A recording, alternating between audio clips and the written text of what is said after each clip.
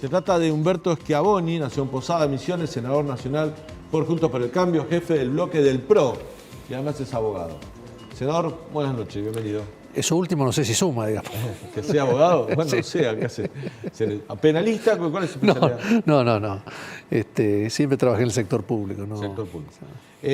Senador, empecemos por un poco por mi comentario editorial, ¿no? Hoy surgió con mucha fuerza una idea que parece ser del senador Rodríguez Sá, que es tratar de conseguir una reunión cumbre entre la vicepresidenta Cristina Kirchner y el expresidente Mauricio Macri. Yo digo los dos líderes más importantes que dejó la política en los últimos 20 años en la Argentina.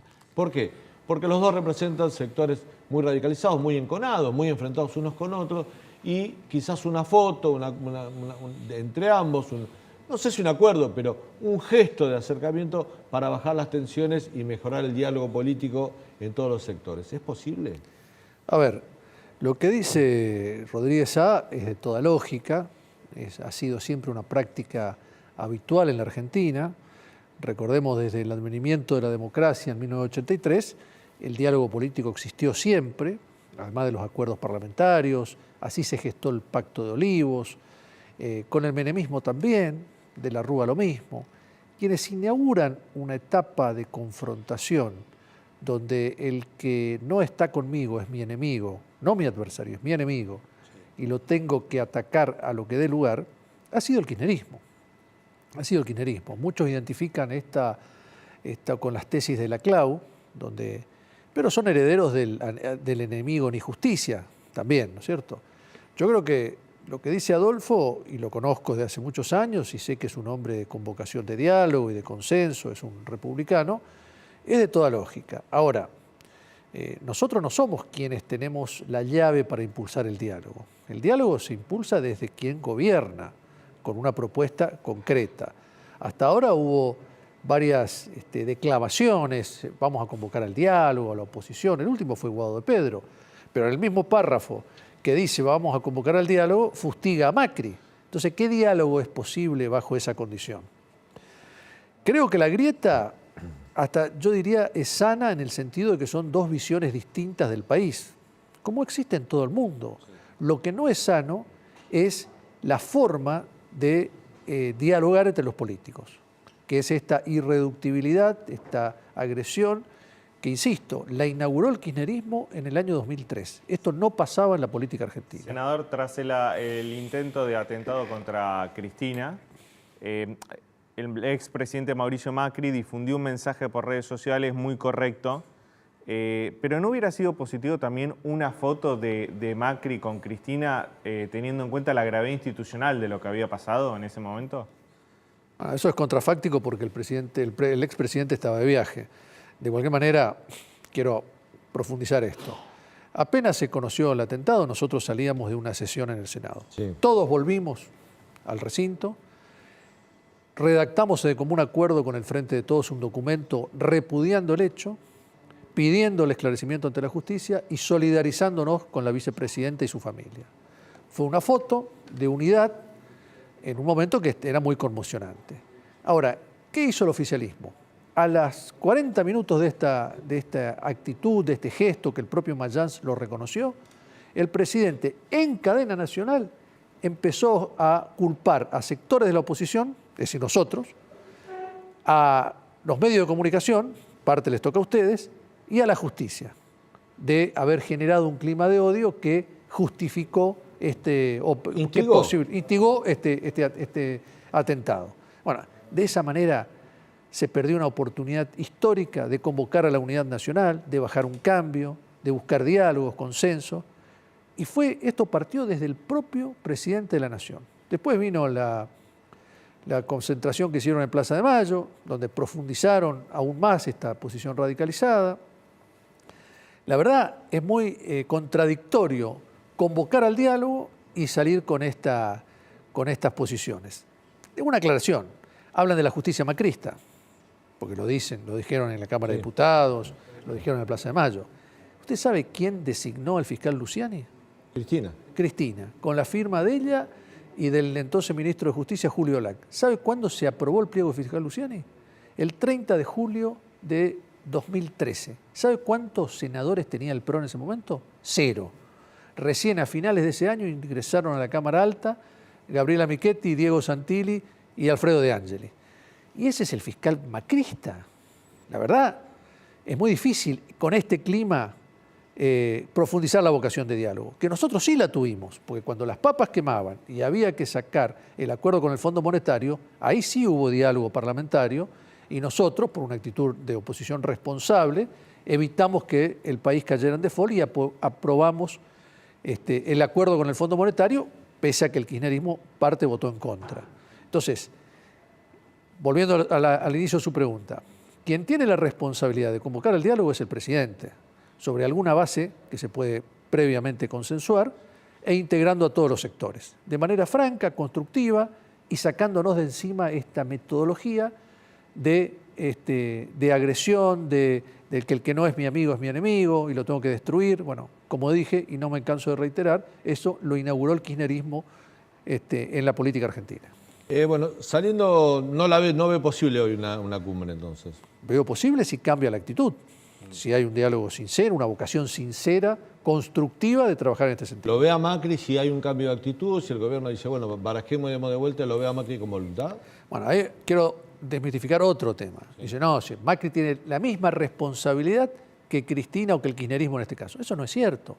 Macri gobernó 4 años con la Cámara de Diputados en minoría, con el Senado en minoría, Juntos por el Cambio manejaba 5 distritos de los 24 que componen el país. Y sin embargo hemos sacado leyes fundamentales en acuerdo con los gobernadores, con distintos sectores. A mí me tocó estar en el Senado, donde éramos 13 senadores de Juntos por el Cambio en el 2017. Y sin embargo se aprobaron leyes fundamentales, porque había diálogo, porque había consenso. Con el masismo había diálogo, con el Frente Renovador. Con todos los sectores había diálogo, con todos los sectores. ¿Con el kirchnerismo también? Con el kirchnerismo, lo que pasa es que en ese momento el kirchnerismo era muy minoritario dentro del bloque peronista, u opositor. El jefe de bloque en el Senado era Miguel Pichetto. Miguel Pichetto, que después fue compañero de fórmula de Mauricio Macri, para que veamos el nivel de diálogo que había.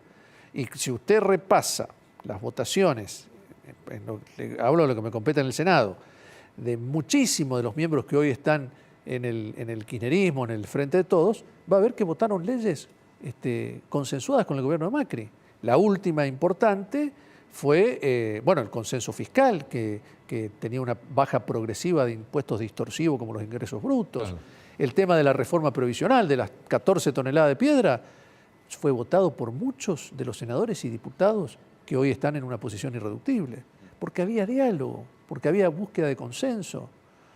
Entonces, no somos la misma cosa con respecto al diálogo. No son dos polos enfrentados de manera irreductible, bajo ningún punto de vista. Senador, hablando de internas, ¿no? En el PRO está picante la interna, ¿no? Digamos, hoy estábamos leyendo un nombre muy medido, siempre lo fue, como es Federico Pinedo, que fue, yo le iba a decir el expresidente, porque fue presidente por unas horas, fue senador. Hombre medio, hoy dijo, la Argentina hoy necesita de más halcones. Él está enrolado detrás de la candidatura de Patricia Bullrich, ¿no? Da la impresión que, bueno, tiene todo el derecho a compartir una interna, Patricia Bullrich, Ritondo por un lado, Rodríguez Larreta, Santilli por otro, para lo que es Nación y Provincia de Buenos Aires. Pero es raro ver al PRO con tantas diferencias, ¿no? Digamos, porque todavía hay que lidiar con las candidaturas que tengan, no sé, los radicales, la coalición cívica, con otros sectores. Yo voy a dar una opinión personal. Sí, claro. Yo estoy en desacuerdo, y se lo he manifestado a la mesa del PRO, en haber anticipado con tanto tiempo la interna que se tiene que dirimir en agosto del año que viene. Prácticamente faltan 11 meses, si lo contamos de ahora, para la interna para las PASO, y más de un año para la elección de octubre. Cuando todas las provincias van a votar en las elecciones provinciales entre marzo y junio, por lo menos el 80% de las provincias. Entonces nosotros vamos a llegar con una grieta interna cuando tenemos que cerrar fila en los distritos. Por eso veo inconveniente, y además creo que cuando el país está con los problemas que está viviendo, fíjense el tema de la inflación, 7%, en mi región, en el NEA, donde está mi provincia, es el 7,6%. Esto pega directamente a los sectores con menos recursos. Donde Argentina además no necesita más halcones, necesita menos inflación, menos pobreza, yo más creo trabajo. que necesita que nos dediquemos a los temas que le importan a la gente y no a los temas que tienen que ver con los intereses de los dirigentes. Con una interna, insisto, para la que falta casi un año y por una elección presidencial que faltan más de un año. En Juntos por el Cambio, ¿tienen acuerdos esenciales como para poder sostener la estructura? Digo, hay internas dentro del PRO, pero también hay diferencias con el radicalismo, con la coalición cívica. A veces Carrió también levanta mucho el nivel de discurso y va generando rispidez. ¿Todo eso se puede canalizar? Yo tengo una duda, ¿no? Lo venimos hablando siempre en el programa. A lo mejor Juntos, yo sé que no es el peronismo, que es verticalista, que tiene un líder y todos se encolumnan así, tiene otra costumbre, otra forma de hacer política, pero quizás le haría falta unificar todos los criterios detrás de un líder, ¿no? A lo mejor para fortalecer una posición, para que la gente identifique si esta coalición gana, el jefe va a ser esta persona, y esta persona piensa así. No coincido con eso. ¿Por qué no coincido, Daniel? Porque creo que acá no se trata de que el peronismo tiene una cultura diferente de Juntos por el Cambio. Lo acabo de decir, pero yo sé que es otra cultura. No, yo creo que no es otra cultura. Yo creo que cuando uno está en el poder es mucho más fácil bajar verticalmente. El poder lo ordena, eso lo ordena. Fíjese que cuando el peronismo no estuvo en el poder, se produjo la interna Menem-Cafiero porque no estaba en el poder y ahí no había verticalismo que valiera. Entonces, yo creo que a nosotros nos pasó lo mismo. En el 2017, 2019, se ordenaba desde el Poder Ejecutivo las listas, la oferta electoral de Juntos por el Cambio. Ahora estamos, mutatis mutandi, en la misma situación que el peronismo en el año 89. Vamos a tener que dirimir con un sistema que, coincido con Horacio, no hay que tocar, que es la PASO, un sistema institucionalizado para dirimir las candidaturas. Lo vamos a hacer en agosto del año que viene. Y está bien que exista multiplicidad de ofertas. Yo creo que la unidad de Juntos por el Cambio hoy está fuera de toda duda. Estuvo en duda, en todo caso, cuando perdimos las elecciones presidenciales. Pero mire todo lo que hemos atravesado, fortaleciendo la unidad, fortaleciendo nuestra propuesta como alternativa de cambio. Ganamos las elecciones de medio término y ahora estamos muy competitivos para la que viene. Entonces hoy no hay, si quiere poner un término económico, no hay incentivos para romper la coalición, todo lo contrario. Senador, en las próximas horas el ministro Massa enviará al Congreso el presupuesto 2023, justo un presupuesto para un año electoral, ¿no es cierto? En este año el presupuesto fue rechazado en el Congreso, no tuvimos presupuesto. Todavía no se conocen los números de lo que va a ser el presupuesto 2023. Se está hablando, sin embargo, de que contemplaría cumplir con las metas acordadas con el Fondo Monetario Internacional. Por ejemplo, un déficit fiscal del 1,9%. ¿Cuál va a ser la posición en el Senado de la oposición? Bueno, el presupuesto entra por diputados. Sí. O sea que nosotros recibimos ya la media sanción. O no recibimos nada como pasó el año pasado. Exacto. Tenemos que ver los números, porque si vamos a hacer un presupuesto realista, ya lamentablemente digo, los números están dando que vamos encaminados a un 100% de inflación. Y si el presupuesto tiene una cosmética de un 50%, ya partimos mal con un dato fundamental del presupuesto. Sería lo lógico adecuar, o mejor dicho, subordinar el presupuesto al cumplimiento de las pautas con el fondo, que son además es una ley. El año pasado no había acuerdo con el fondo cuando se presentó el presupuesto y este año sí. No, exactamente. O sea que tenemos que ver qué presupuesto viene. No podemos adelantar hasta que tengamos en nuestras manos. ¿Qué validez jurídica tiene un presupuesto si después termina siendo un dibujo? Si lo van a correr, si después el jefe de gabinete puede correr partida acá, ponerla allá, sacar acá, no gastar, subejecutar. ¿Qué validez tiene un presupuesto? ¿Cuál es el sentido tiene de presentar un presupuesto, un ejercicio para que el Estado pueda funcionar en un año, si después se le mete mano y termina haciendo cualquier cosa? De hecho, se proyectan inflaciones que están 3 veces abajo de la real.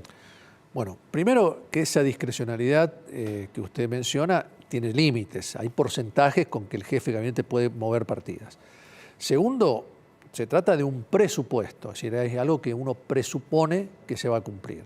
Lo tiene que hacer de la manera más objetiva y realista posible, porque no deja de ser la hoja de ruta con la que se tiene que ordenar la economía del país. Yo fui ministro provincial y nosotros tomábamos los parámetros de inflación nacional del presupuesto nacional. O sea que también ordena mucho la actividad de las provincias. Lo deseable es que sea lo más realista posible, lo más consistente posible. Ahora, también la realidad es la realidad. Se trata de un presupuesto, insisto, que debe ser lo más realista posible, pero no necesariamente se puede cumplir, más allá de la voluntad o no. La última, Humberto, y tiene que ver con la Argentina que viene en los próximos meses. Hay un atentado fallido, por suerte, contra la vicepresidenta, el gobierno que señala, que acusa, por otro lado dice hay que recuperar la convivencia democrática. En la oposición hay ruidos internos, usted dice que son prematuros, coincido con usted, no deberían ser así. ¿Qué Argentina nos espera en los próximos meses? Porque ¿qué hay que esperar que llegue el Mundial para que dejemos de hablar de política y después para que lleguen las vacaciones, para llegar a las PASO y en el medio todos los problemas siguen sin solucionarse? No creo que el Mundial cambie demasiado, aún si ganamos. No creo que cambie, creo que eso no es lícito hablar de eso. Creo que sí, que el gobierno... Perdón, en el gobierno lo dicen, En el gobierno dicen hay que llegar al Mundial para que la gente se olvide un poco de la política. No, la gente no se va a olvidar cuando vea que el salario no le alcanza a fin de mes, cuando vea que sus alimentos, que lamentablemente digo porque es la mayor porción del sueldo de un sectores bajos va destinada a alimentos, sigue subiendo, cuando empiece a ver que las tarifas le suben. Lamentablemente la gente, por más que se pueda distraer un ratito frente a la televisión 90 minutos, la realidad está golpeando muy duramente a sus puertas, o sea que eso no es realista. Yo creo que el gobierno nos está debiendo un plan integral mucho más consistente para atacar todas las variables macroeconómicas que determinan fundamentalmente, e insisto con esto, esta inflación que es lacerante para los sectores de más bajos recursos. Fíjese que el ministro Massa habla de todos los temas, pero no habla de la inflación, de medidas concretas para atacar la inflación. Yo creo que esa es la gran deuda con la que todavía arrastra Massa después de un mes y algo de haber asumido, y tenemos que esperar a ver si hay pautas en este presupuesto de correcciones macroeconómicas que permitan que los precios empiecen a ordenarse. Senador, gracias por su visita. Gracias a ustedes. Un gusto tenerlo en el programa. Vamos a ir a...